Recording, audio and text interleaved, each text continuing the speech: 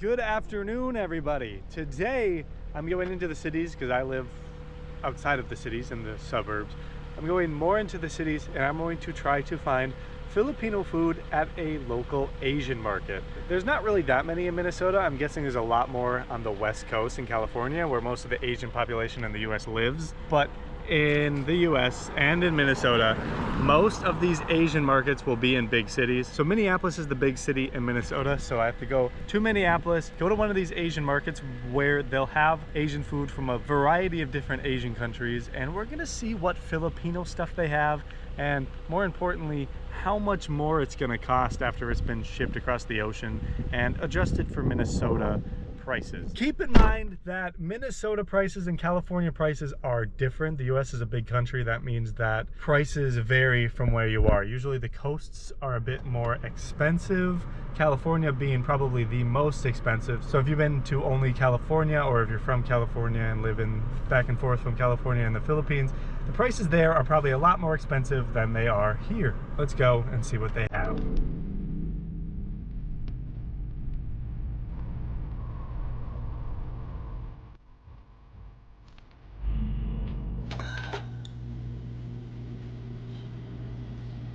Wheelers, Mang Tomas, 36.50 pesos.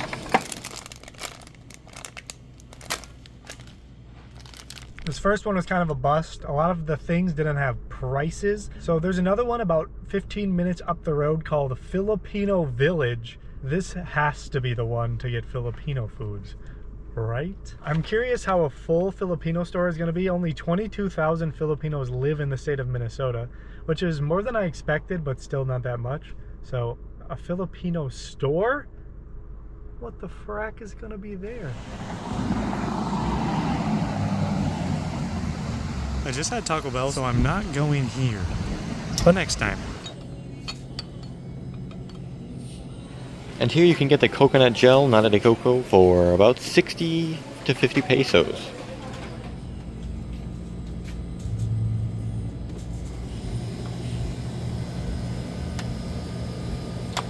Sandwich bread here is 76 pesos. I can't find the exact product here, but for 53 pesos you can get yourselves this soy sauce. Just inside the Filipino Village there, things were so expensive. I didn't show you the piatos and Vcut, but those were all about $2 each for like the medium bag. In the Philippines, those can't be more than 30 something pesos, right? But yeah, so everything in there was basically like quadruple the price, which was pretty crazy. The big canned fruit was $13. It was more expensive than I expected. It was shipped over the ocean to get here and then driven across the entire country to the middle of Minnesota. So it was to be expected, but it was pretty shocking to see some of the foods that are so cheap in the Philippines be so expensive here. Pandesal was $9 for like a normal thing, a normal bag you'd get at like Alphamart. It was $9. I'm sure comparing it to what Isaac's finding in the Philippines right now for these same products is pretty crazy. On to the next. Now that's what I'm talking about. That's a big one.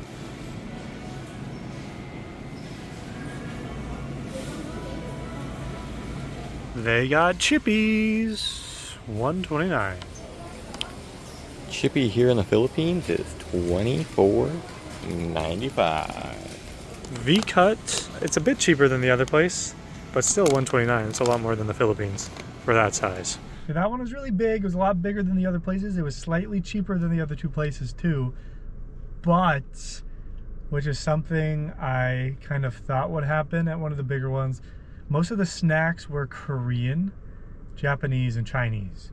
There's a few Filipino stuff. I showed you the prices on those.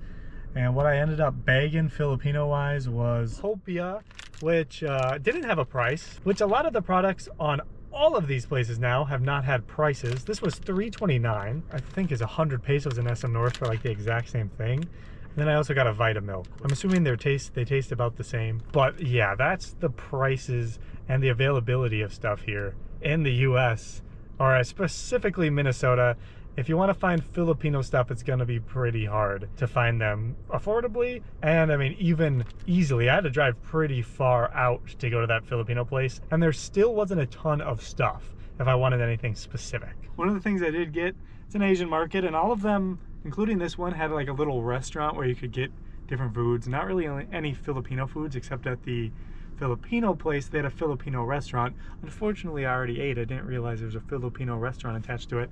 But I got some taro dessert. Whoa, look at that. I thought it was gonna be like kind of like tapioca, like mango tapioca, but it's more of like a pudding, like a tapioca pudding, which is probably gonna be a lot better than just it swimming in condensed milk.